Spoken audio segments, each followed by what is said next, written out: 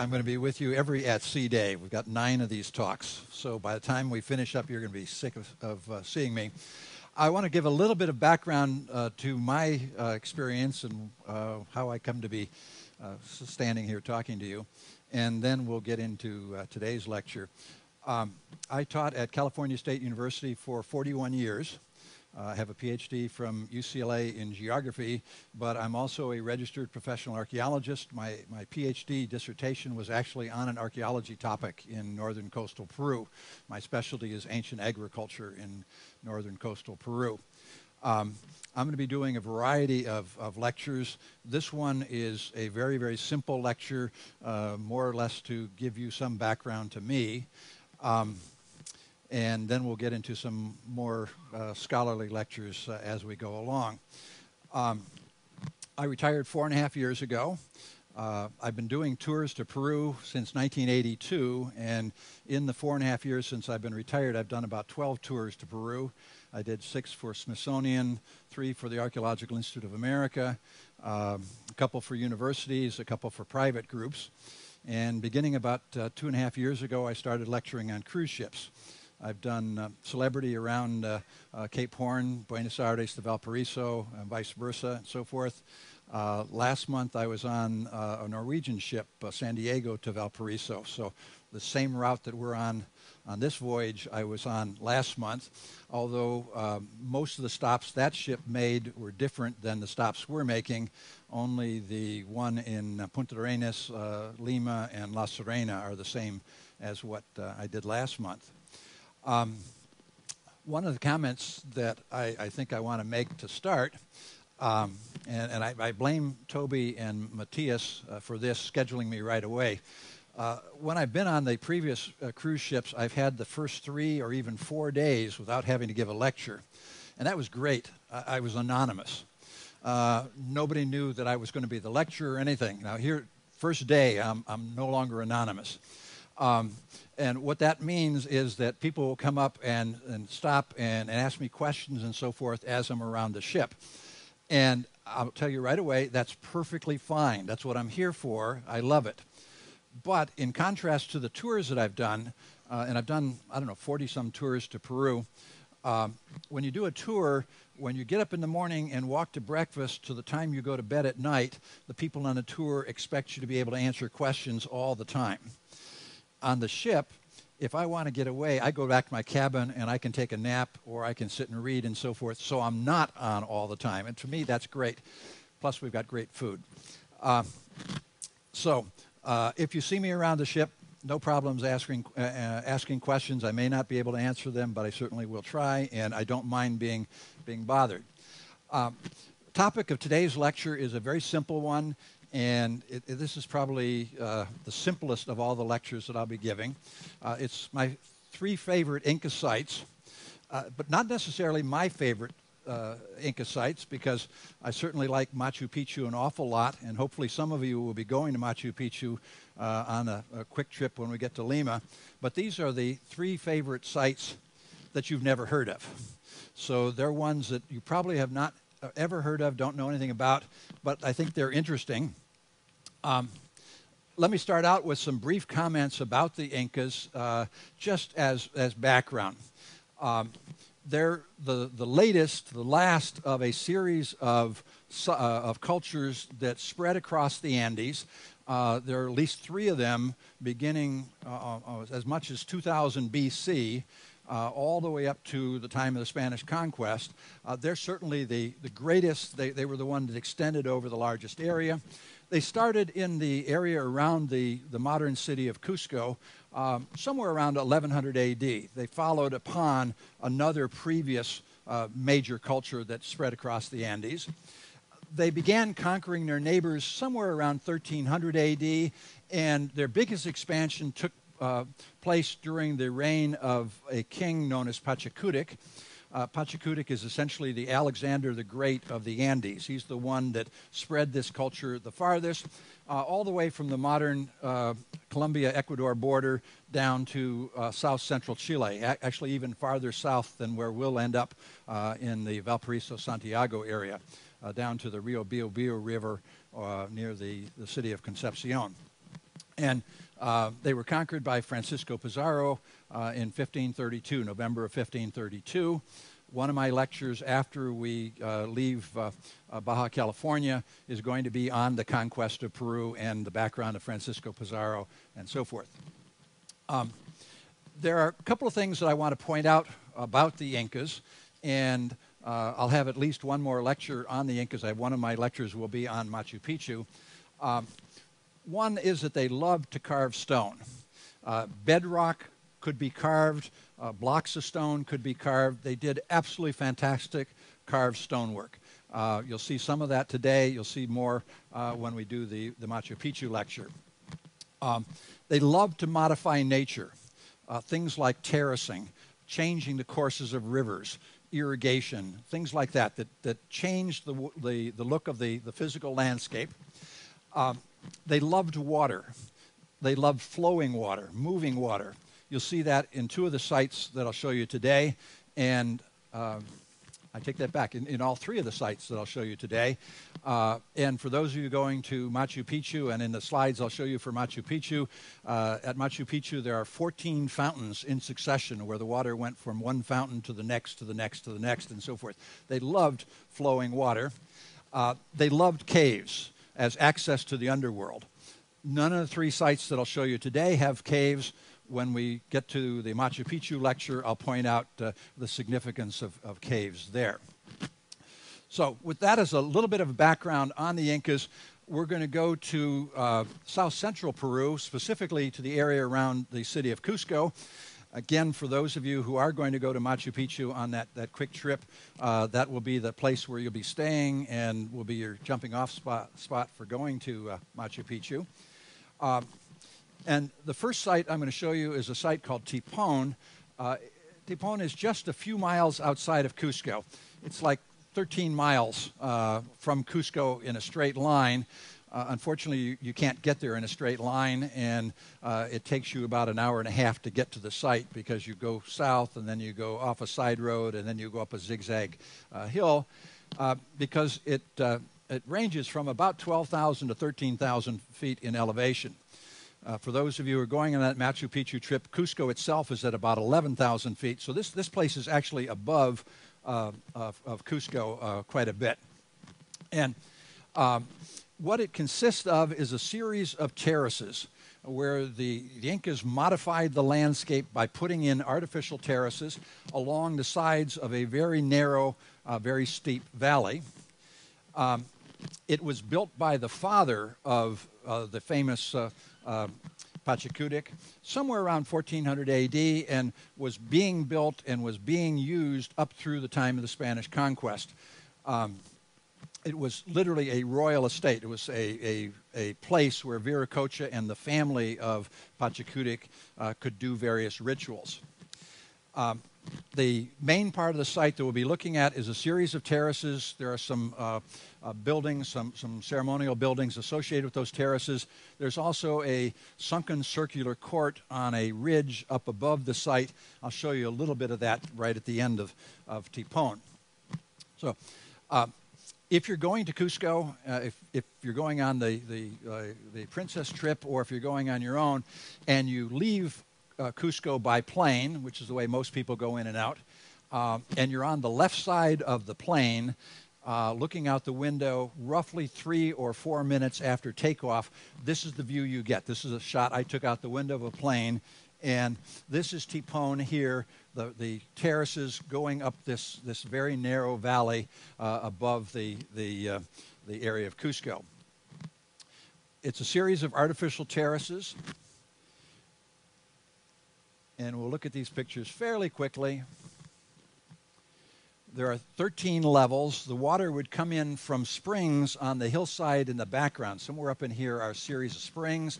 There's an irrigation canal that brings the water down, and then water would come through these terraces, irrigating the land. From this view, the springs would be off to the left. This is a set of ceremonial buildings there. We'll see in a minute. And then these are the terraces there.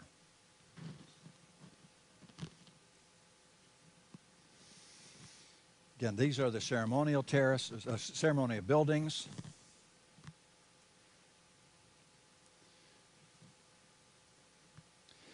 The way in which you get from one level of terraces to the other is via stairs like this. These are simply stones that project out from the walls. And if you do go to the site someday, I suggest you don't do that because it's a little bit dangerous. There is no railing, etc. There are some better steps. Again, this is the area of the ceremonial buildings. One of the things I might point out, these pictures are taken over many, many visits, different years, and in a moment, in one of these other slides, you'll see that these buildings were actually reconstructed. So that set of buildings there is as they look today. Oops.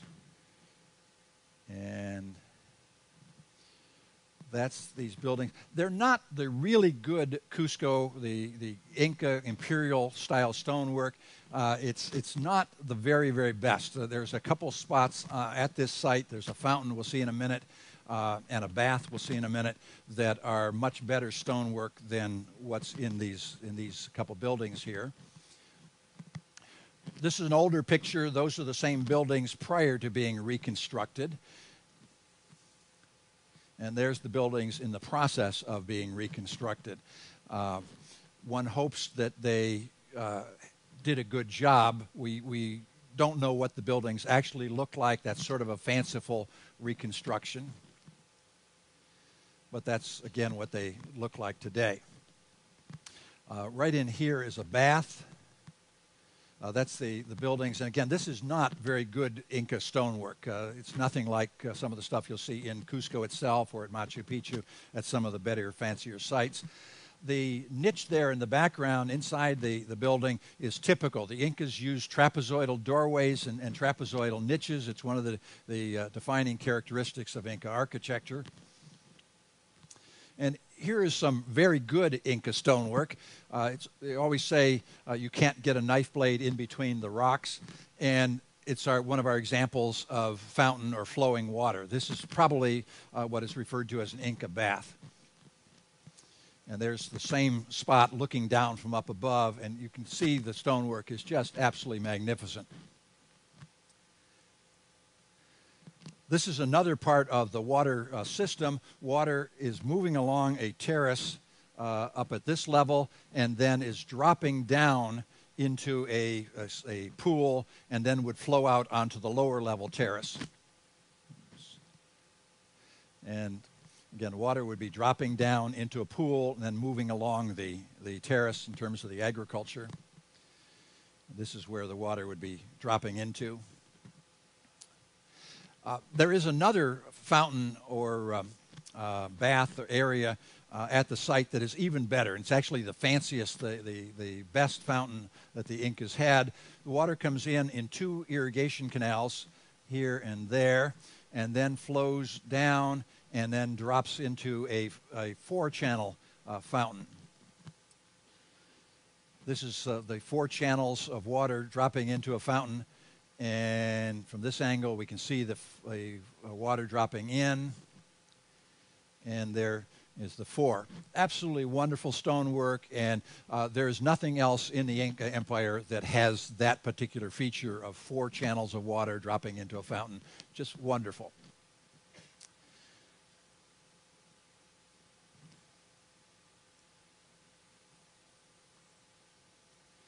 This is part of the irrigation system. The water would be flowing down a very small channel and then dropping down around the terraces and into that fountain.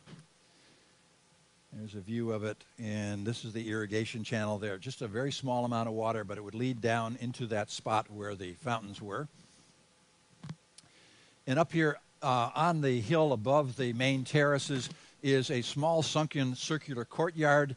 It's probably about 40 feet in diameter. It does have the very nice Inca stonework around the inside of that sunken circular courtyard. There are a series of small niches.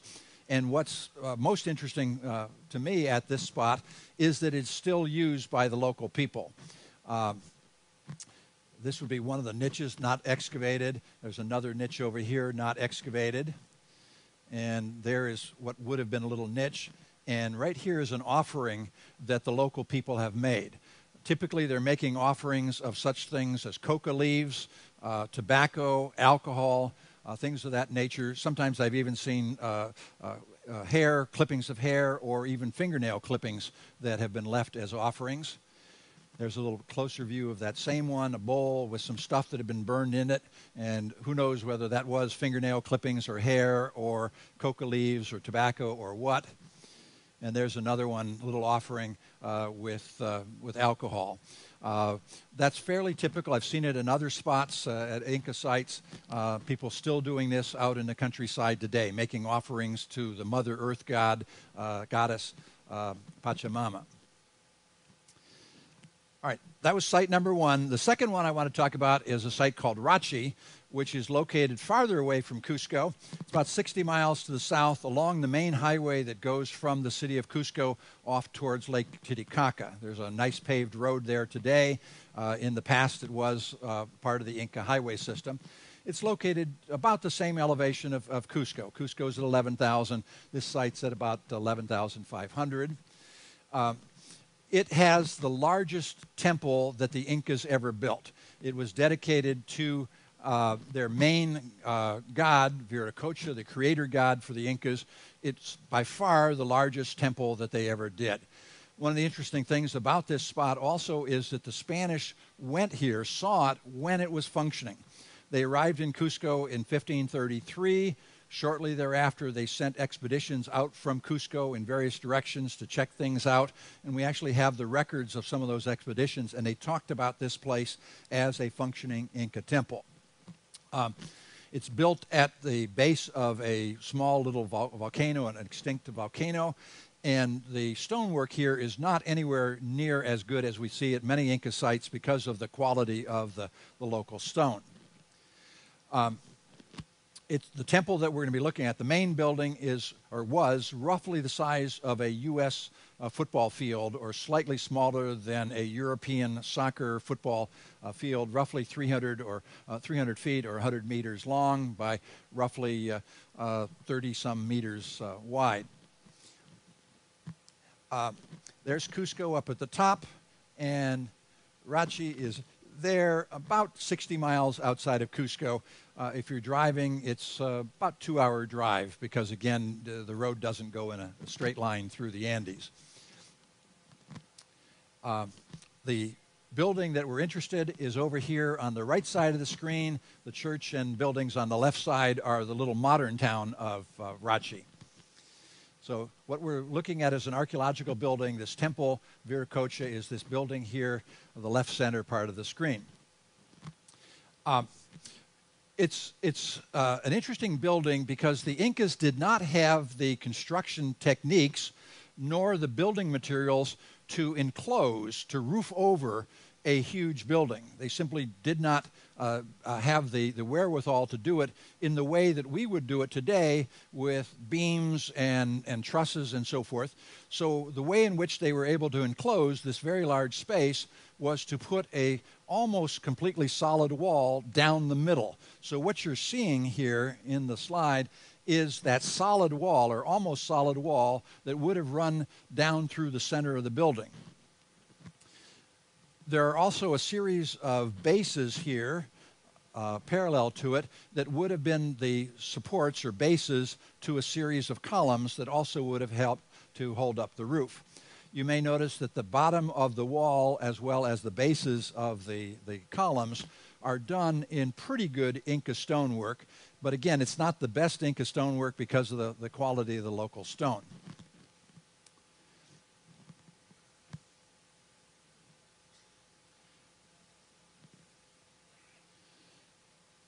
You might also notice the trapezoidal niches. That's pretty much of a constant at Inca sites, that you see the trapezoidal doorways or trapezoidal niches. In this diagram, the dotted line down the center represents that solid wall. The little dots represent the bases of the columns. So again, that's our solid wall. These are the bases of the columns. And there would have been an exterior wall. And the way in which it would have been roofed is to have these columns sticking up, and beams would have gone from the tops of the columns to the top of the main wall and out to the side wall. as shown in this diagram. So we have these columns, we have that center wall, and we have an exterior wall, and then beams would have been able to go across to support it. That one gives you somebody in the middle there as a scale. And in this diagram, you see it from an interior view. We don't have any clue as to how it was really used. The Spanish documents, descriptions of this, don't tell us anything about how it was used. Some religions, the Muslim religion, for example, and a few Christian sects, restrict women to one side of a church and men to the other side of a church. Was that done here? Why are these doorways? Did they do some sort of a zigzag procession through? We just have no idea of how it was functioning when it was in use by the Incas. That's a little closer view of the stonework and me 35 years ago. But there's what it would have looked like as a completed building. Adjacent to the temple, flowing water, fountains. At many, many Inca sites, you'll see one of several things, either good stonework or flowing water or caves, access to the underworld. This site has the good stonework and the flowing water. The temple was this building over here, top left. This area in the middle of the slide is what's called Chaskiwasi. It was a series of administrative buildings, or another way of thinking about this is the Holiday Inn Motel 6 of the site. This is where people stayed who were visiting the site. And clearly, it's on the Inca highway. It's on the main Inca roadway network, and people would have been passing by here.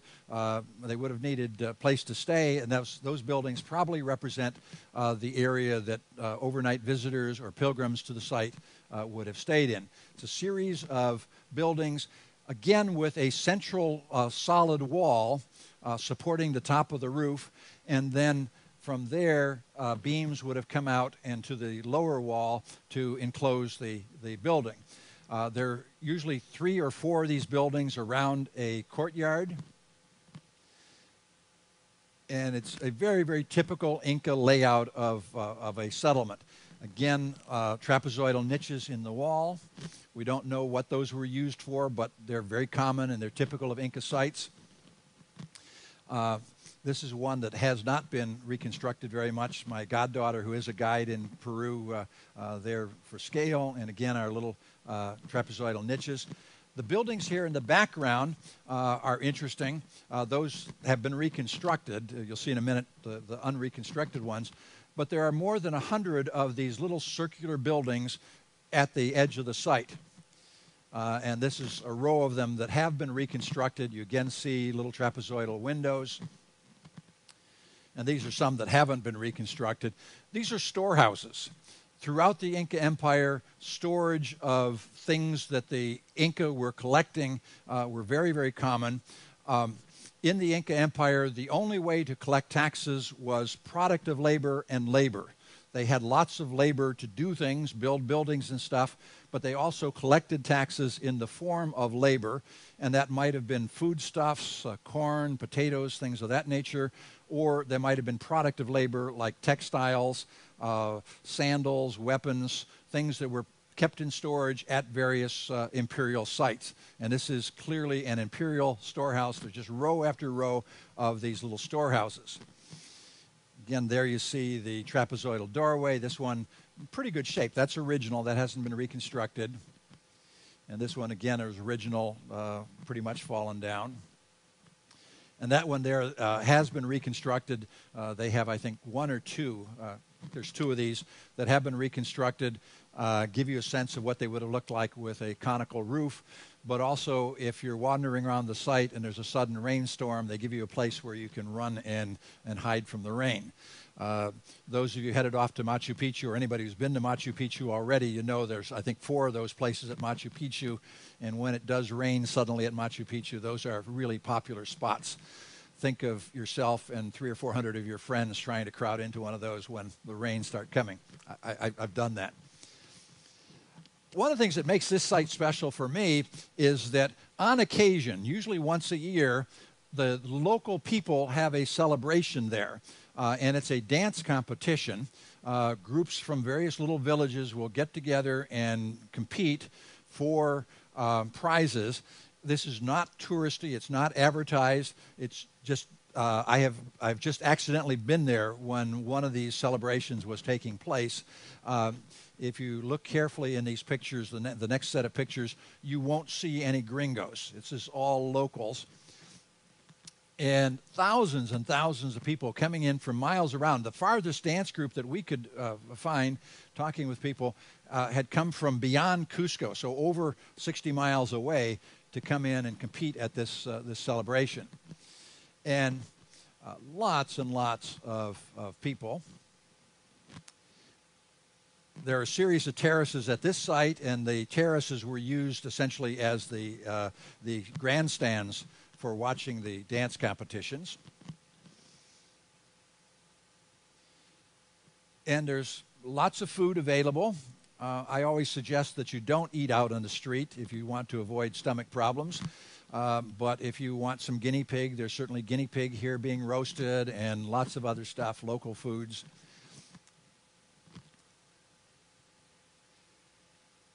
And just wonderful costumes. Every little village, every little town has its own tradition of costumes, as well as their own music, as their own dances and so forth. And we were planning to stop at this place to see the archaeological site, be there for 45 minutes or so. We ended up spending the entire afternoon that day watching things going on. But absolutely wonderful costumes.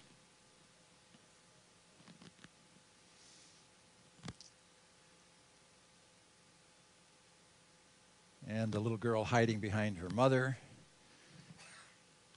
And then all of us getting our picture taken. Okay, one more site. This is a site called Waitara, and this is actually one of my favorite sites. I don't want to say I like it better than Machu Picchu, but it certainly is up there with my very, very favorite sites. And it's one that virtually no one visits. It's located about 150 miles southeast of Lima.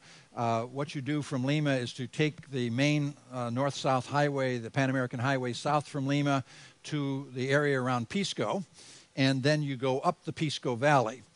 Some of you, I'm willing to bet, will visit close to this spot because when we make a stop, the ship will stop at Pisco. And one of the tours that is available, one of the excursions, is to the site of Tambo, Colorado. And Tambo, Colorado is up the Pisco Valley, but this site is another hour and a half or 2 hours farther up the valley, and virtually no one does it. It's built on a connecting road between the coastal Inca highway and the Andean, the mountain and Inca highway. There were a series of little coastal connectors between the highland road and the coastal road, and the Pisco Valley had one of these connectors. In fact, again, if you are on that excursion and you go to the site of Tambo, Colorado, and you look off to the east, up the valley, you can literally see the Inca highway from that site.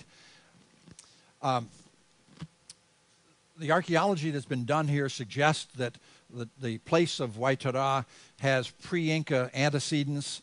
It may have been an important site in the main culture before the Incas. But the thing that we're here to look at is an Inca temple. Not quite as big as the one we just saw at Rachi, but a very interesting Inca temple because it survives virtually intact because the Spanish built a church on top of it. So the Inca temple is there to be seen. Now, when I first went here in the early 80s, the Peruvian government had decided that this was going to be a major tourist attraction. They were really going to make it into a spot for tourists to visit. The road at that time up the Pisco Valley was dirt, and it took about 5 or 6 hours to get from the coastal paved highway up to the site. Today, the road, at least to Waitara, or to Tambo, Colorado, is paved, and I think it's paved most of the way to Waitara. It still is probably 3 hours up the valley. But what the Peruvian government did was to build a hotel right at the site. they were going to really attract a lot of tourists. Well, unfortunately, that was in 1980 when they built the hotel, and beginning in July of 1980, a guerrilla movement started in Peru, Sendero Luminoso. The town of Waitora is within the department or state of Ayacucho, and Ayacucho was the center of the guerrilla movement, and literally nobody went to Waitora to stay in that hotel. This hotel was open for just a few months, and they closed it because nobody was going there. And still, it's way out of the way, and nobody really goes up there to visit it. So if you go to Tambo, Colorado, or let me just point it out, this is the Bay of Pisco. Our ship will probably dock. It may dock over here. There's a place there, or if we use the boats to get in, we'll be landing about right in there. But there are a series of hotels now around this part of the bay, and the town of Pisco is right there. The airport is, I think, right here, I think, is the airport. Some of you, if you're going to Machu Picchu, you're going to fly back into that airport, I think. But this is the Pisco River Valley, and Waitora is located up the river valley up there. Tambo, Colorado is about right in here. There's a little town there today, not much of a town. And what we're really interested to see here is the church. The church was built on top of the Inca walls and stuff. This photo from over 30 years ago when I first visited the site, the church was in pretty bad shape.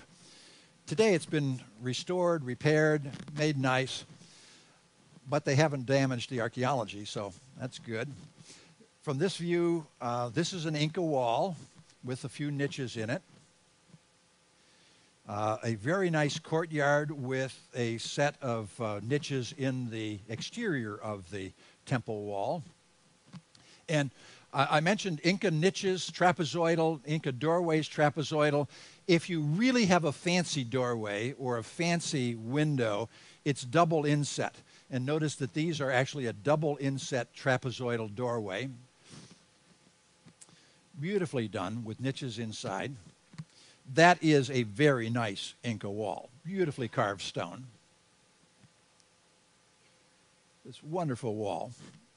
And that has not been restored in any way, shape, or form. That's original. From this view down the valley, looking back at the building, you can literally see the Inca gable and then the Spanish roof on top of that. Or in this view, this is the Inca wall, the Inca gable, and then the Spanish raised the wall higher, and they knew how to build a trussed roof and so forth, so they were able to build it higher and added this section to the wall. But that's the original Inca wall with this section right in here. Again, this is all Spanish. This part of the wall is all Spanish. The Inca wall went up to there and then goes up like that and comes down to the other side. So this is Inca. All the stonework down below is Inca. Adjacent to the building, fountain. Very nice fountain, not functioning today, but still there. And if we go inside, the lower walls, up to at least that level, is Inca, and then the upper part of the wall and the trussed roof and so forth is Spanish. But it's still very, very nice. That's the altar. And here we're looking at the side. We don't know what the Incas put into their niches, but here in a Catholic church, we do know what got put into the niches. So here we have the Inca niches being used to house the saints. And to me, that's absolutely great, the syncretic nature of the Catholic religion taking over what would have been some sort of sacred spot for the Incas, whatever they put there, and now we've got the Catholic statues in those as well. To me, that's an absolutely fantastic. It's just a fun place and neat place to go. This fellow used to be the priest at the town back in the 60s and 70s, and they actually had a statue made of him, and it was the beloved priest. They had a statue made of him, and he gets his own niche.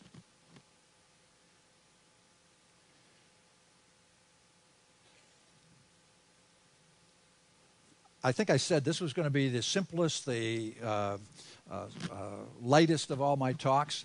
Let me mention that from now on, this is going to be at 10 o'clock in the morning, not 1 o'clock in the afternoon. So we'll be in here, everything except the very last of my talks. I think the last one, they have something else going on in the theater, but from now on, it'll be 10 o'clock in the morning in here. The first lecture after Cabo San Lucas is going to be about Easter Island. The one after that, the second one after Cabo San Lucas, is about disasters in the Andes, El Nino and earthquakes, and then one on Pizarro and the conquest of the Incas. And then after we get past Nicaragua and Costa Rica, there'll be 3 lectures on Machu Picchu, on one of the fancy cultures, very, very wonderful tombs that have been found in northern coastal Peru, the Sipan culture, and one on the Nazca lines, which some of you will see if you fly over them when we're at Pisco. The last 2 lectures before we get to Valparaiso are going to be on the Chilean Lake District and Tierra del Fuego and Patagonia, which are mainly aimed at people going around the Horn, but a lot of scenic stuff, and those are kind of neat lectures. Anybody have any questions? Yes? I can't hear. Okay. How did they make the stones? Great question. People have tried to figure it out for a long, long time. Nova had a series about 15 years ago, 14, 15 years ago, on ancient engineering. And they had how did the Egyptians make the pyramids and so forth. And one of the Nova videos as part of that series is on Inca engineering. And it's a real fun episode, 50 minutes or whatever. One of the guys in that is, let's say, a pseudo-scientist. He's going to use a solar way of doing it. He's going to use mirrors, and he's going to take rays of the sun. He's going to cut the stones. He can't light a match with it. But as part of that, 2 friends of mine, Vince Lee, who was an architect in Wyoming, and Jean-Pierre Protzen, who was a professor at UC Berkeley, are in the video. And they talk about how the Incas got the blocks of stone, how they cut them, how they made them into the right shapes, and so forth. And in the video, Jean-Pierre has a block that's probably 1.5 by 1.5 by 1.5, a nice square block, rough square block. And he's going to make it into a very nice stone block. And it takes him about a day. He has harder stone, river cobbles, but of a slightly harder stone than what he's working with. And he uses that to throw it down onto the rock, and that pulverizes a little bit of rock. And then he throws it down again and throws it down again, and you do that for enough hours, you can smooth out, you can eliminate any high spots and so forth on the rock. And you might think to yourself, well, that's a lot of work. It is, but if you get a rhythm going, when you throw the rock down, it bounces back, and you catch it and then throw it down again. And you can get into a rhythm, and Jean-Pierre is not a big guy and not a strong guy, and he's older than I am, and he's able to do that for all day and make a nice stone. The other question is, how do they get the stones to fit together? Because it's not just that you have a nice size stone, nicely surfaced, but how do you get it to fit to the one next to it? And Vince Lee in that video shows how they probably used some sort of a measuring device to fit from one stone to the next, to get them to line up, to get them parallel, and so forth. When you do go to Cusco, if you're going on the excursion or if you're going on your own someday, the real question is, there are some blocks at the site of Sacsayhuaman above Cusco that are in the range of 20, 30, 40 tons. And you clearly could not move those stones and manipulate them as easily as you could a block that's like 2 feet by 2 feet by 2 feet.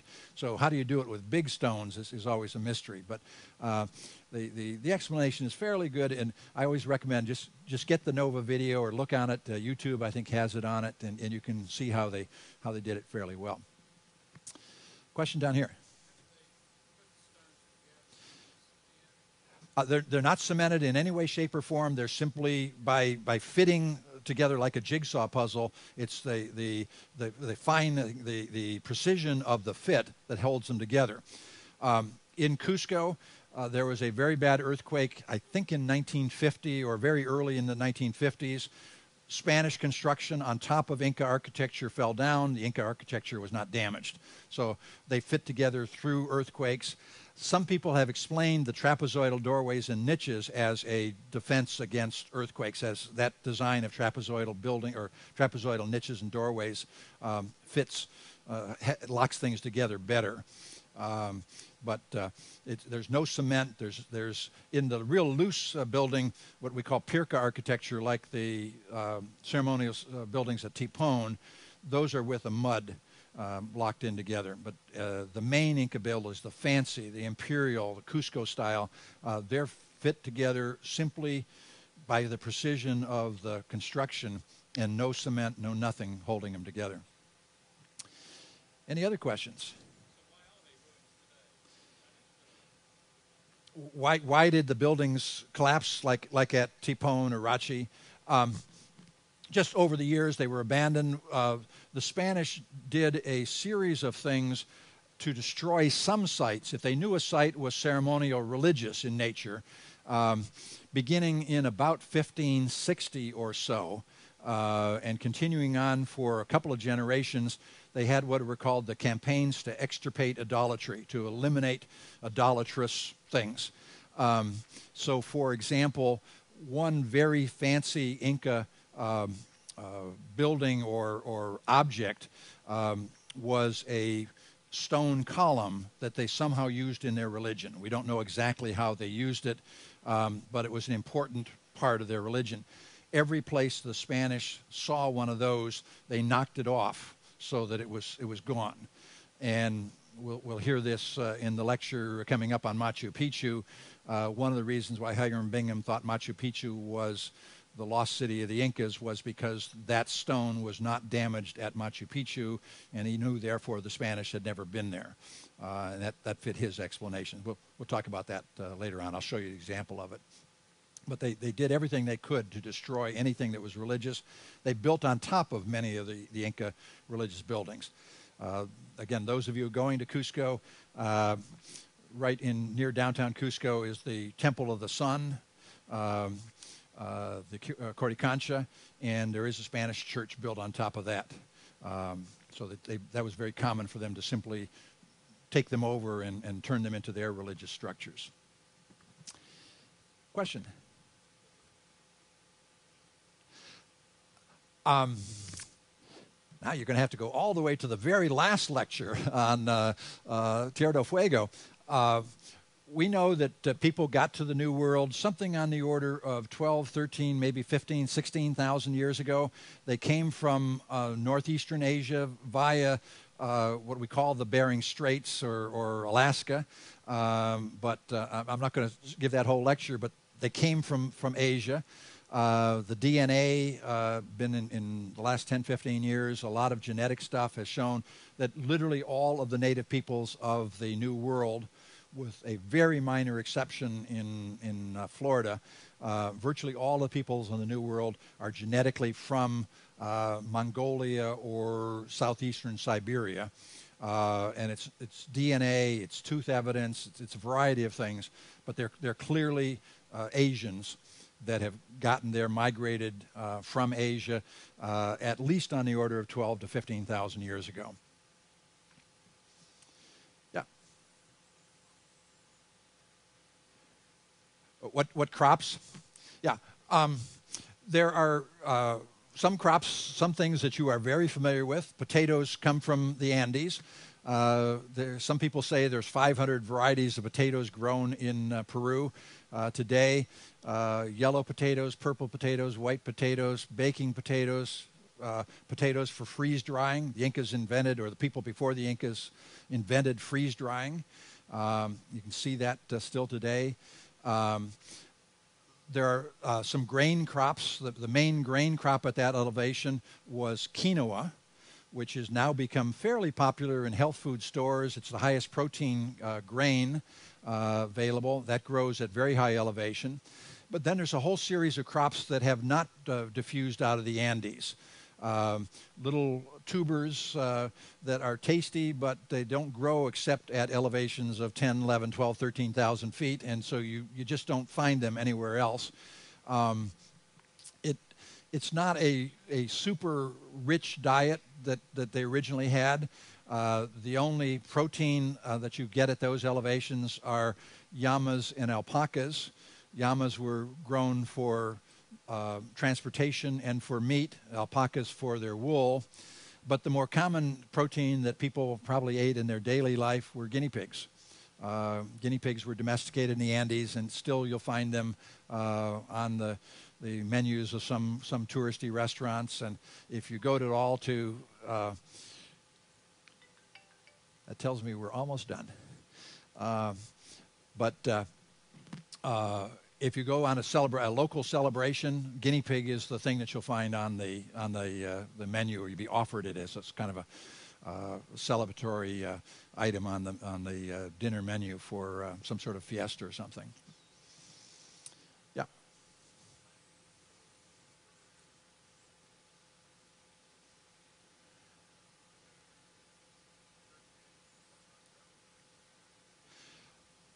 Okay, question is, if you're going to Peru, you want to see some of these places, do you need a guide and so forth? If you're not fluent in Spanish, and if you're not comfortable driving around on your own, you probably do need a guide. At some sites like Machu Picchu, you absolutely have to have a guide these days. They don't let the people in without a guide. If you want to hike the Inca Trail, you have to have a guide and so forth. It's not like it used to be where you could just go and do whatever you wanted. It's much more restrictive. You can find guides very easily. If you go to Cusco and you don't have a guide, within 5 minutes of arriving at the airport, you can be all set up. There are people standing around wanting to guide you and so forth, just as there are as we get off the ship at any of the ports. If you don't have a tour set, there will be somebody trying to sell you a tour. Some of the places like Tipon and Rachi and Waitara are simply not on the normal tours. They're out of the way. You need to go to those places, special. It's not something that none of the tours, even that I run, go to those spots, except that Smithsonian does stop at Rachi, because Smithsonian, the route that we took was Cusco to Lake Titicaca, and it's halfway and makes a nice break and bathroom stop and so forth. So we always stop there. But the others, Waitara and Tipon, they're off the beaten track. Yeah, one last one. Yeah.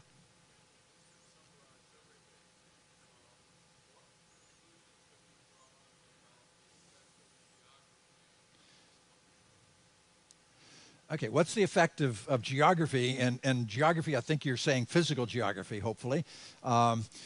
Clearly, there's several different things. People that live at high altitude are different than people who don't. They have barrel chests. They have much more red blood cell content. They can absorb more oxygen out of the air. There isn't as much oxygen. Those of you who are going to Cusco, when you get off that plane, you are going to be puffing right away. 11,000 feet. Landing at the airport is tough. There are some things that we're now getting a pretty good idea on. In geography, and again, I was a professor of geography, back in the late 1800s, early 1900s, there was a set of theories that we lumped together under the term environmental determinism. The basic of that was that people that lived in invigorating climates like Northern Europe are smarter and better than people who live in sultry climates like in the tropics, people in Africa and the Amazon basin and so forth. That was the gist of that. Taken to its extreme, it's the Aryan Nazi movement. And literally, scholars have looked at that environmental determinism movement and seen how it developed back in the 1870s, 1880s, up to the First World War, and then leads to Nazism and Hitler and so forth and so forth. We no longer believe that people who live in high altitudes or at high latitudes in Scandinavia are smarter than people who grew up in Nigeria or in Peru or whatever. Just that doesn't work that way. But more and more we do have ideas that environment, particularly natural disasters, climate change and so forth, can really affect cultures. The next lecture that I have on today is Saturday, on Monday, be on Easter Island. And if you read Jared Diamond's books, he uses Easter Island as an example of where the local population destroyed the environment and then the civilizations collapsed and so forth. That's the title of one of his books, Collapse. It's an intriguing argument, and we can see it for some cultures, and I think he's right on, for example, the Vikings in the Norse in Greenland, where they were able to live in southern Greenland for several centuries, and then ultimately when we had the Little Ice Age, 1400 AD, civilization stopped. People couldn't live there, and the European style of living no longer was viable in Greenland during the Little Ice Age. We have examples in coastal Peru that I'll talk about next week, where El Niños probably led to the collapse of some civilizations. For Easter Island, we'll have to wait for that lecture on Monday. But we do think that there are geographical causes and effects. And it's not of the way that it was thought of, very simple terms of environmental determinism back in the early part of the last century. But we're now seeing of places where things like climate change can have some real clear effects. If you've got other questions, I will probably be in the back. Chris is coming up in a few minutes with some information on Cabo San Lucas, probably in about 10 minutes or so, right here. And he'll always be following me in the lectures next week and so forth with information about upcoming ports.